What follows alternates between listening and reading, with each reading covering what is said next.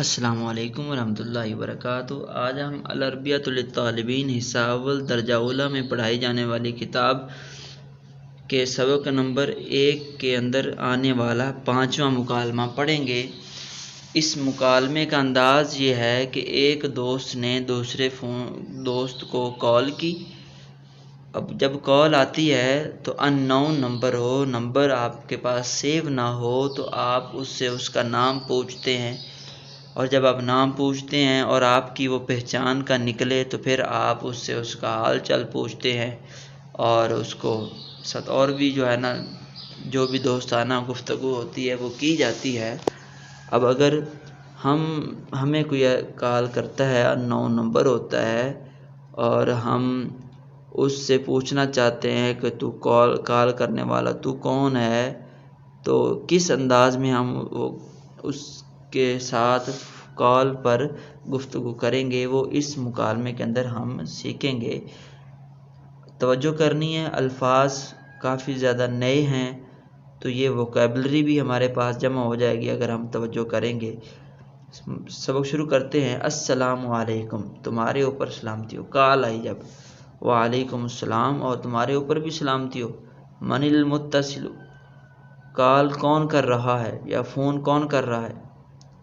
انا خلیل، میں خلیل ہوں، آگے سے وہ نام بتاتا ہے۔ اب جس کو کال آئی تھی اس کا نام حامد ہے، اور جو کال کرنے والا ہے وہ خلیل ہے۔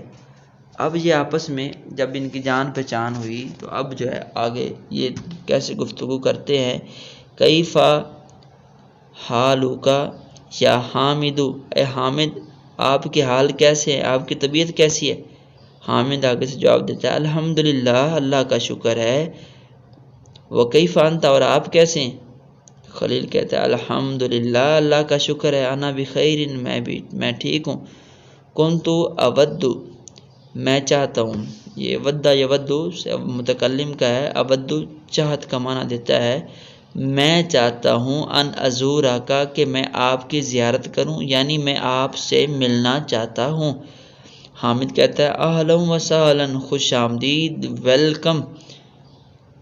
انا ایضا، میں بھی اشتقت، مشتاق ہوں، الیک کثیرا، آپ کی طرف بہت زیادہ، یعنی میں بھی آپ کو بہت زیادہ ملنے کی چاہت رکھتا ہوں۔